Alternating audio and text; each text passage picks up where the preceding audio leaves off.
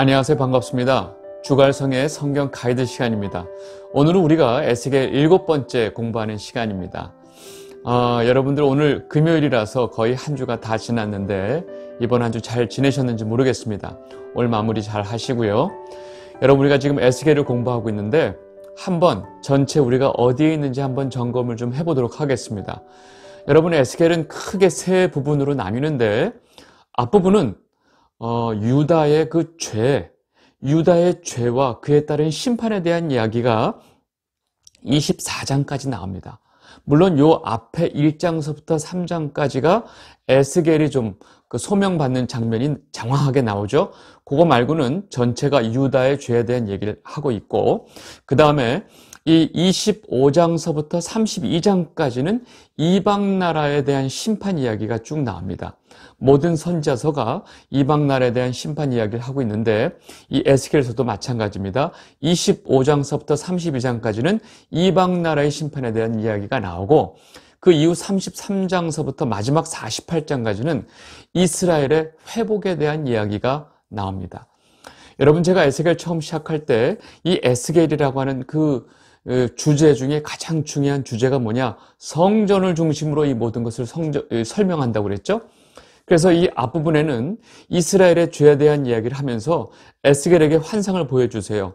성전에서 하나님의 영광이 떠나가는 모습을 환상으로 보여주시고 뒷부분에 즉 회복 부분에서는요. 거꾸로 이 성전에 떠나가셨던 하나님의 영광이 다시 성전에 임하는 모습을 환상으로 보여주십니다. 이런 큰 흐름을 다시 한번 이해하시고요. 지금 우리가 보고 있는 장면은 아직까지 그 유다의 죄 24장까지의 내용을 보고 있는데 지난 시간에 제가 말씀드렸듯이 그 15장서부터 24장까지의 내용은 굉장히 이스라엘의 죄를 풍요적으로 좀 설명을 하고 계신다. 제가 그 말씀을 드렸죠. 네, 오늘은 20장서부터 나오는 이야기들을 우리가 보도록 하겠습니다. 여러분 20장의 첫 장면은 어떤 장면이냐면 하나님께서 에스겔에게 내게 와서 에스겔에게 내게 나오는 그 장로들, 즉 너를 통해서 나에게 묻고자 하는 그 장로들의 모든 질문을 내가 허락하지 않겠노라. 여러분 이것을 이제 신탁이란 말을 쓰는데 한마디로 장로들이 내 앞에 와서 묻는 것을 내가 허락하지 않겠다 하면서 시작을 합니다. 에스겔 20장 3절 말씀 보겠습니다. 인자야 이스라엘 장로들에게 말하여 이르라 주 여호와께서 이렇게 말씀하셨느니라 너희가 내게 물으려고 왔느냐 내가 나의 목숨을 걸고 맹세하거니와 너희가 내게 묻기를 내가 용납하지 아니하리라 주 여호와의 말씀이니라. 여러분 하나님 앞에 물으러 오는 것조차도 아주 단호하게 하나님께서 거절하고 계시죠. 금하고 계세요. 왜 이럴까요? 지금 이것은 이 에스겔을 통해서 하나님께 묻고자 하는 이 유다 백성들의 장로들의 문제예요. 이들은 지금 자신들의 이 바벨론 포로 생활이 언제까지 지속될지, 또 지금 우리가 앞으로 또 지금 저 예루살렘은 어떻게 될지 이런 문제만 관심 있는 거예요. 여러분 이렇다는 얘기는 뭐냐면 지금 현재 이 자신들이 왜 지금 포로로 와 있는지, 지금 앞으로 예루살렘이 멸망한다고 자꾸 얘기하는데 도대체 왜 멸망하는지 이 이유에 대해서 전혀 모르고 있다는 거예요. 자신들의 죄와 자신들의 그 조상들의 죄에 대해서 전혀 인지하지 못하고 있다는 얘기예요. 그래서 하나님께서 뭐라고 말씀하시느냐? 인자야, 지금 에스겔에게 이런 말씀하시는데 그들의 조상이 어떤 가증한 일을 행했는지 그들에게 내가 전하는 대로 알려줘라 이 말씀을 하시죠. 에스겔 20장 4절 인자야 내가 그들을 심판하려느냐? 내가 그들을 심판하려느냐? 너는 그들에게 그들의 조상들의 가증한 일을 알게 하여. 이렇게 지금 말씀하시면서 이 이스라엘 백성들의 그 처음서부터 하나님 앞에 그 지었던 죄들을 쭉 설명하고 계신데 그 이야기의 시점이 어디냐? 바로 애굽에 있을 때부터 시작합니다. 그리고 이들의 조상이 애굽에서 노예로 살면서 이미 가증한 일을 행했고 이 애굽의 신들을 섬기기 시작했다는 거예요. 그래서 하나님께서는 이 백성들에게 내가 분을 쏟아내겠다라고 말씀하셨는데 사실은 그러지 아니하시고 이들을 오히려 애굽에서 출애굽시켜 주셨다고 말씀하세요. 근데 그 이유에 대해서 얘기하시는데 그 이유가 굉장히 중요합니다. 그 이유가 바로 뭐냐면 하나님의 이름을 위하여 라고 말씀하십니다. 에스겔 20장 8절에서 9절 말씀입니다. 그들이 내게 반역하여 내 말을 즐겨 듣지 아니하고 그들의 눈을 끄는 바 가증한 것을 각기 버리지 아니하며 애굽의 우상들을 떠나지 아니하므로 내가 말하기를 내가 애굽 땅에서 그들에게 나의 분노를 쏟으며 그들에게 진노를 이루리라 하였노라. 그러나 내가 그들이 거주하는 이방인의 눈앞에서 그들에게 나타나 그들을 애굽 땅에서 인도하여 내었나니 이는 내 이름을 위함이라. 내 이름을 그 이방인의 눈앞에서 더럽히지 아니하려고 행하였음이라. 여러분 지금 아주 분명하게 말씀하고 계시죠. 내가 너희들을 그 애굽 땅에서 내가 진노를 베풀려고 했지만 사실상 그 이방인들 눈앞에서 내 이름, 여호와의 이름을 더럽히지 않기 위해서 내가 너희들을 멸하지 않고 오히려 너희들을 출애굽시켰다라고 말씀하십니다. 그리고 이 백성들을 출애굽시켜서 광야 생활 중에 이들은 끊임없이 하나님 앞에 죄를 범하죠. 하나님이 이들에게 애굽 그 율법을 주셨음에도 불구하고 율법을 저버리고 또 하나님의 진노를 쌌죠. 그때 하나님께서 이 백성들을 멸하지 아니하신 이유도 바로 이 백성들을 이쁘게 여기셔서 이 백성들을 사랑하셔서가 아니고 바로 내 이름 때문이었다라고 말씀하세요. 에스겔 20장 13절에서 14절 말씀. 그러나 이스라엘 족속이 광야에서 내게 반역하여 사람이 준행하면 그로 말미암아 삶을 얻을 나의 율례를 준행하지 아니하며 나의 규례를 멸시하였고 나의 안식일을 크게 더럽혔으므로 내가 이르기를 내가 내 분노를 광야에서 그들에게 쏟아 멸하리라 하였으나 내가 내 이름을 위하여 달리 행하였었나니 내가 그들을 인도하여 내는 것을 본 나라들 앞에서 내 이름을 더럽히지 아니하려 하였음이로라. 여러분 지금 분명히 아시겠죠? 지금 하나님 앞에 범죄하고 하나님이 주신 율법을 버리고 이방신을 섬기고 하나님 앞에 그 모든 율례와 규례와 법들을 그 지켜 행하지 아니한 이 백성들을, 하나님을 거역한 이 백성들을 하나님께서 멸하지 않고 살려주신 이유가 바로 하나님의 이름, 하나님의 이름이 그 이방인들 가운데서 더럽혀지지 않기 위해서 하나님께서 이들을 멸하지 않으셨다라고 지금 아주 분명하게 말씀하고 계십니다. 여러분 여기서 잠깐 생각해 봐야 돼요. 여러분 우리는 너무나 쉽게, 너무나 자연스럽게 늘 하나님께서 이스라엘 백성들을 광야에 이끄시는 모습을 불기둥과 구름기둥으로 인도하시고 보호하시고 이 백성들을 너무나 지키고 사랑하셨다라고 알고 있어요. 여러분 맞는 말인데 여러분 그게 얼마나 불충분한 설명인지 아시겠어요?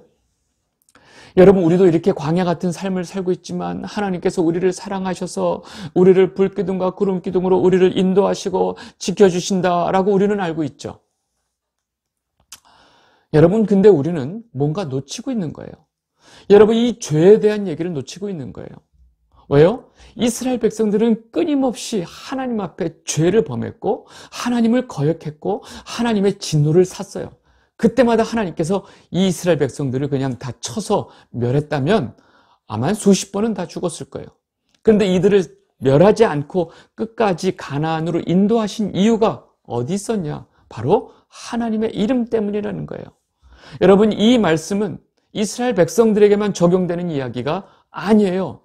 여러분이 지금 하나님께서 여러분들에게 이 진노를 퍼붓지 않는 이유가 여러분들을 사랑해서 그렇다고 생각하세요? 그렇지 않아요. 여러분 하나님의 이름, 하나님의 영광 때문에 지금 우리를 지금 살려두고 계신 거예요. 여러분 모든 성경의 스토리를 너무나 인간 중심으로, 너무나 감성적으로, 너무나 인본주의적으로만 이해하려고 하니까 우리가 이런 엄청난 오해를 하고 있었다는 이야기입니다.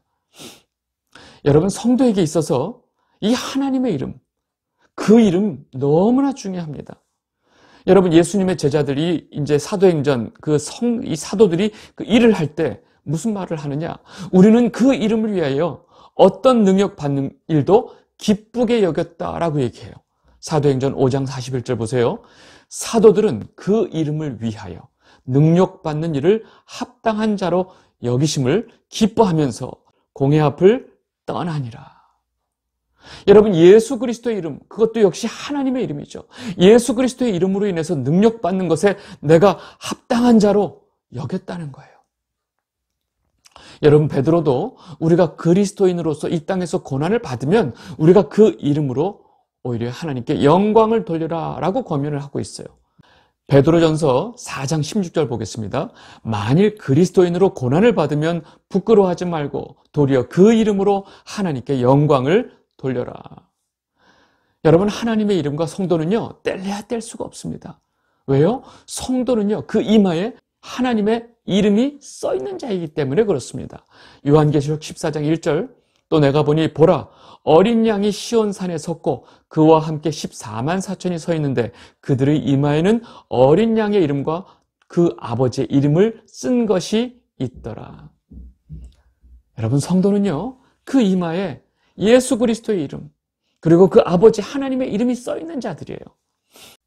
이 영상을 보고 계신 주갈성 성도 여러분, 우리가 바로 그 이름 때문에 생명을 얻게 됐죠. 그리고 우리 삶 중심에 그 이름이 있어요. 우리를 뭐라고 불러요? 예수쟁이. 우리 삶 가운데, 우리의 이 존재 가운데 예수 그 이름, 하나님의 이름이 우리에게 있다는 말이에요. 우리는 바로 그 이름의 영광을 위해서 존재하는 자라는 사실입니다. 여러분, 이것을 우리가 절대로 잊으시면 안 된다는 얘기죠. 하나님의 이름, 예수 그리스도의 이름보다 내 이름이 중요해지는 순간 우리는 하나님 앞에 가증한 짓을 했던 그 이스라엘 백성들과 똑같이 된다고 하는 사실을 꼭 놓치지 마시기 바랍니다. 여러분, 지금 그 이야기가 지금 20장에서 이런 이야기가 지나가다가 이제 22장서부터 무슨 얘기하느냐, 남유다 백성들의 그 죄를 아주 낱낱이 아주 일일이 나열하기 시작합니다. 마치 검사가 그 피고의 죄목을 읽어 내려가듯이 이스라엘 백성들의 죄를 낱낱이 고발하는 그 고발장이라고 보시면 돼요. 그 이야기가 쭉 22장에서 나오다가 23장에서 북이스라엘과 남유다를 이 아주 음란한 두 자매에 비유해서 이들의 죄악을 또 표현하고 계십니다. 에스겔 23장 2절에서 4절 말씀 보겠습니다. 인자야, 두 여인이 있었으니 한 어머니의 딸이라. 그들이 애굽에서 행음하되 어렸을 때 행음하여 그들의 유방이 눌리며 그 처녀의 가슴이 어루만져졌나니 그 이름이 형은 오홀라요 아우는 오홀리바라. 그들이 내게 속하여 자녀를 낳았나니 그 이름으로 말하면 오홀라는 사마리아요 오홀리바는 예루살렘이니라. 여러분, 오홀라는 북이스라엘이고 오홀리바는 남유다를 지금 이야기를 하고 있는데 이 두 자매가 얼마나 음란한지를 지금 설명하면서 이들의 죄악을 이야기하고 있는 거죠.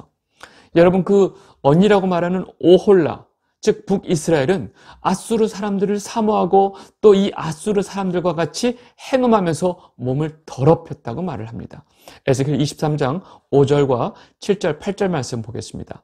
오홀라가 내게 속하였을 때 행음하여 그가 연애하는 자 곧 그의 이웃 아수르 사람을 사모하였나니 그가 아수르 사람들 가운데 잘생긴 모든 자들과 행음하고 누구를 연애하든지 그들의 모든 우상으로 자신을 더럽혔으며 그가 젊었을 때 애굽 사람과 동침함에 그 처녀의 가슴이 어루만져졌으며 그의 몸에 음란을 쏟음을 당한 바 되었더니 그가 그때부터 행음함을 마지 아니하였느니라. 여러분, 지금 누굴 얘기하고 있는 거예요? 북이스라엘이 이 아수르와 얼마나 놀아났는지를 얘기하고 있습니다. 하나님께서는 이 북이스라엘을 지금 이렇게 오홀라라고 하는 그 여인에게 비유하면서 이렇게 아수르와 행음하면서 죄를 지었기 때문에 하나님께서는 그 연애하던 아수르의 손에 이 북이스라엘을 넘겨버렸다라고 말씀하십니다. 에스겔 23장 9절에서 10절 말씀입니다. 그러므로 내가 그를 그의 정든 자 곧 그가 연애하는 아수르의 사람의 손에 넘겼더니 그들이 그의 하체를 드러내고 그의 자녀를 빼앗으며 칼로 그를 죽여 여인들에게 이야깃거리가 되게 하였나니 이는 그들이 그에게서 심판을 행함이니라. 여러분, 잘 보세요. 자신이 연애하던 그 아수르, 그렇게 아수르가 좋고 아수르만 의지하고 하던 이 북이스라엘을 아수르 손에 의해서 하나님께서 심판하신 거예요. BC 722년에 아수르에 의해서 완전히 북이스라엘이 멸망하죠.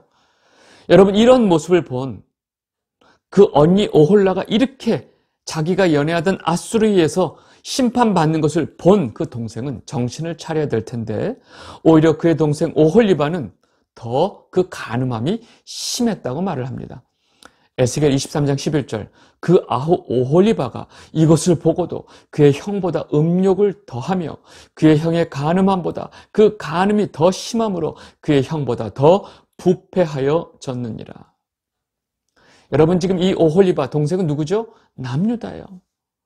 여러분, 더욱더 심하게 간음하는 동생의 오홀리바도 하나님이 가만두지 않겠죠. 심판을 하시는데 이 역시 오홀리바가 연애하던 자들로 하여금 심판을 당하게 하신다고 말씀하고 계십니다. 에스겔 23장 22절에서 23절입니다. 그러므로 오홀리바야, 주 여호와께서 이같이 말씀하셨느니라. 나는 내가 사랑하다가 싫어하던 자들을 충동하여 그들이 사방에서 와서 너를 치게 하리니 그들은 바벨론 사람과 갈대아 사람 무리 부곳과 소아와 고아 사람과 또 그와 함께한 모든 아수르 사람 곧 준수한 청년이며 다 고관과 감독이며 귀인과 유명한 자여 다 말 타는 자들이라. 여러분, 하나님께서 심판하시는 방법은 네가 그렇게 간음하던 자를 통해서 오히려 그들이 너를 미워하고 너가 또 그들을 미워하게 하면서 또 이 간음하던 자의 손에 의해서 심판하신다는 거예요. 하나님께서 이들을 심판하실 때 또 어떻게 하실 거냐? 이들에게 하나님께서 뭐라고 말씀하시느냐? 내가 미워하는 자로 하여금 너를 치게 하겠다라고 말씀하세요. 에스겔 23장 28절에서 29절입니다. 주 여호와께서 이같이 말씀하셨느니라. 나는 내가 미워하는 자와 내 마음에 싫어하는 자의 손에 너를 붙이리니 그들이 미워하는 마음으로 내게 행하여 내 모든 수고한 것을 빼앗고 너를 벌거벗은 몸으로 두어서 내 음행에 벗은 몸 곧 내 음란하며 행음하던 것을 드러낼 것이라. 여러분, 우리가 심판을 당하고 벌을 당할 때 내가 제일 미워하던 사람, 내가 제일 미워하던 자에 의해서 내가 거꾸로 심판을 받을 때 얼마나 수치스럽고 얼마나 치욕스럽겠어요. 여러분, 우리는 순간 이 생각을 해요. 하나님 그래도 심판하실 때 꼭 그런 방법을 쓰셔야만 했나요? 꼭 그건 아니지 않습니까? 여러분, 하나님 앞에 범죄한 자가 자기가 심판받을 때 자기가 또 원하는 방법대로 받겠다는 얘기예요? 여러분, 이런 생각을 하는 자들이 있을 거예요. 그러니까 하나님께서 이런 마음에 대해서도 대답을 해주고 계세요. 왜냐? 이들이 이렇게 치욕스러운 방법으로 심판을 받는 것은 이들이 하나님 앞에 이미 그런 일을 행했기 때문에 그렇습니다. 에스겔 23장 35절, 그러므로 주 여호와께서 이같이 말씀하셨느니라. 내가 나를 잊었고 또 나를 내 등 뒤에 버렸은즉 너는 내 음란과 내 음행의 죄를 담당할지니라 하시니라. 여러분, 지금 뭐라고 그러세요? 네가 나를 잊어버렸고 네가 내 등 뒤에서 나를 버렸다라고 좀 말씀하세요. 여러분, 지금 하나님께서 에스겔을 머리채를 붙잡고 성전 곳곳에서 그 음란하고 가증한 일을 행하는 걸 보여주셨던 그 장면 기억나시죠? 여러분, 이 남유다 백성들이 하나님의 성전에서 하나님의 전을 뒤로 하고 얼굴을 동쪽으로 이 동방태양을 숭배하던 그 모습을 기억하세요? 어디서 이런 짓을 했다고요? 하나님의 전에서. 아니, 동방태양을 섬기려면, 동방태양을 숭배하려면 다른 데서나 가서 하지. 여호와의 전 안에서 여호와의 전을 등지고 바로 그 자리에서 동방태양을 음란하게 섬기고 있던 이 백성들의 모습. 여러분, 이들이 하나님 앞에 행했던 그 모든 일들이 얼마나 아주 가증했는지 몰라요. 그래서 하나님께서 이들을 치실 때, 이들을 심판하실 때 너희가 미워하는 자의 손에 내가 너희를 치게 할 것이다 라고 말씀하시는 거예요. 여러분, 전능하신 하나님께서 어쩌자고 이 백성들에게 이렇게 모욕당해야만 했나요? 하나님의 이름 때문에 이들을 살려주시고 여기까지 끌고 오셨는데 오히려 이들이 하나님의 이름을 모욕했던 거예요. 여러분, 여러분, 우리도 마찬가지예요.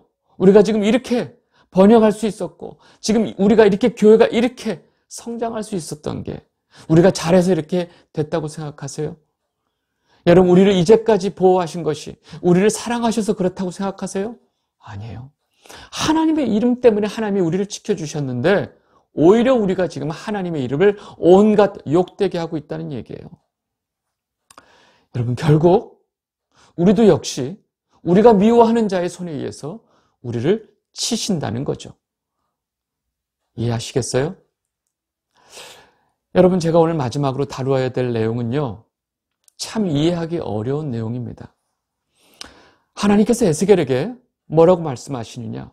내가 너에게 내 기뻐하는 것을 데려가겠다. 내 기뻐하는 것을 쳐서 빼앗겠다라고 말씀하세요. 여러분, 이 에스겔에게 내가 기뻐하는 것은 에스겔의 아내입니다.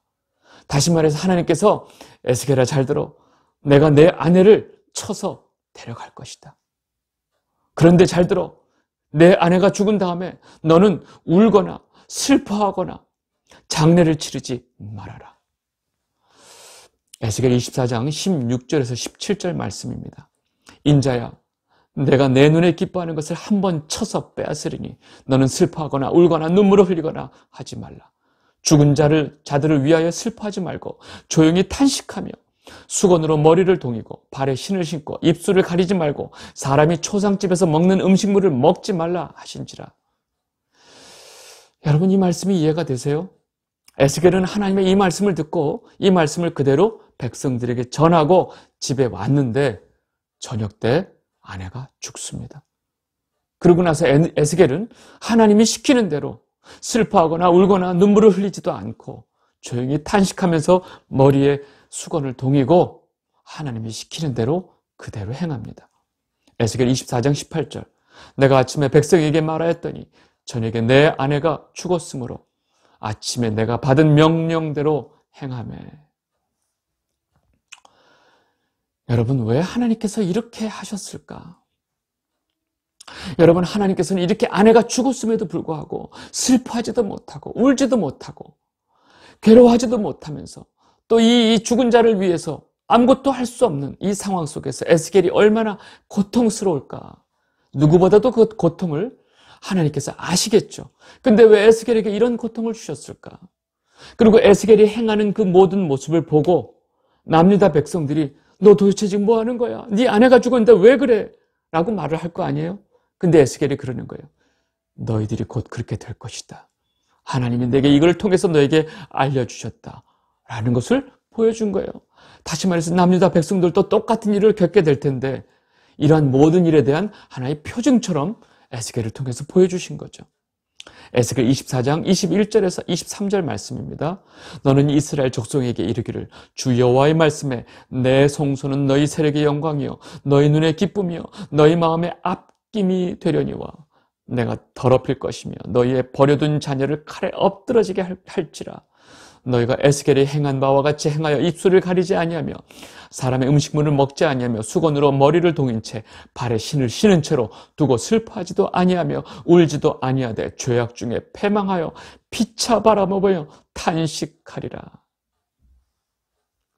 여러분, 남유다 백성들도 하나님께서 이 바벨론의 칼날을 오게 하니까 결국은 자신들이 기뻐하는 것, 사랑하는 아내, 자녀들이 다 빼앗기게 된다는 거예요. 그러나 너희들이 결코 그 상황 속에서 슬퍼하지도 못할 것이고 울지도 못하는 상황을 너희들이 겪을 것이다 라고 지금 말씀해 주시는 거예요. 무엇을 통해서요? 에스겔의 이렇게 아내를 빼앗고 에스겔이 겪는 이 상황을 통해서요. 여러분, 지금 남유다를 심판하고 계신 하나님의 심정과 이 마음을 에스겔로 하여금 그대로 느끼게 하고 그 에스겔로 하여금 그대로 이 남유다 백성들에게 전하게 하기 위해서 하나님께서 이 방법을 택하셨다고 저는 생각이 들어요. 왜요? 지금 하나님께서 지금 심판하고자 하는 이 남유다는 하나님에게 아내였기 때문에 그렇습니다. 지금 아내가 지금 곧 심판받고 지금 완전히 이 하나님, 이 칼날에 의해서, 이 바벨론 칼날에 의해서 완전히 이 심판받게 되는 이 상황을 에스겔의 아내를 빼앗고 그 슬퍼하는 마음으로 설명을 하고 계신 거예요. 여러분, 하나님께서 남유다를 심판하시면서 그 마음이 어떠할지를 지금 에스겔의 이 상황을 통해서 보여주고 계신 거예요. 이 영상을 보고 계신 주갈성 성도 여러분, 저는 지금 이 상황을 이렇게 설명을 했지만 사실 제 마음속에는 하나님께서 에스겔에게 꼭 그렇게까지 하셔야만 했을까? 예레미야에게는 너는 결혼도 하지 말아라, 자녀도 낳지 말아라 말씀하셨잖아요. 근데 이제는 에스겔에게 그 아내를 빼앗기까지 하세요. 정말 꼭 이렇게 하셔야만 했을까 하는 마음이 제 마음속엔 사실 들고 있습니다. 여러분, 이렇게 에스겔의 아내를 데려가시면서까지 에스겔로 하여금 이스라엘 백성들에게 메시지를 전하게 하시는 이 모든 방법에 대해서 하나님의 마음을 우리가 어떻게 이해할 수 있을까? 여러분들은 이 하나님의 마음을 어떻게 이해할 수 있을까요? 여러분, 제가 나름대로 설명을 했지만 저 역시 다 이해가 안 됩니다. 여러분, 우리가 어떻게 이 상황 속에서 하나님의 마음을 이해할 수 있을까에 대해서 여러분의 생각과 여러분의 의견을 좀 나눠주시면 좋겠습니다. 여러분, 지금 성경 가이드가 지금 2학기 다 끝나가고 있죠. 마치 그냥 기말고사 문제다 생각하시고 여러분들의 생각을 댓글로 좀 달아주시면 좋겠고요. 좀 내용이 좀 남들한테 좀 그렇다 하면 저한테 톡으로라도 보내주세요. 이것이 여러분들 이번 학기 내내 성경 가이드 보신 기말고사 문제다라고 생각하시면 됩니다. 네, 오늘 말씀은 여기까지 하겠고요. 여러분들 다시 한번 영상이 좀 늦어져서 죄송한 마음 전합니다. 감사합니다.